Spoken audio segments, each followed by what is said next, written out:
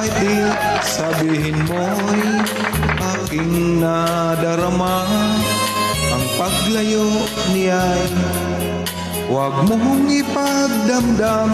Mabuti nga't na lamang siya'y sa lawahan.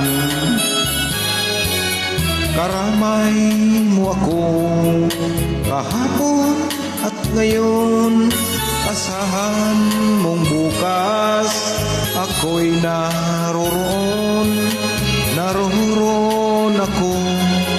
Hanggang ako'y buhay, katulong mo, sa'yo ay nagmamahal.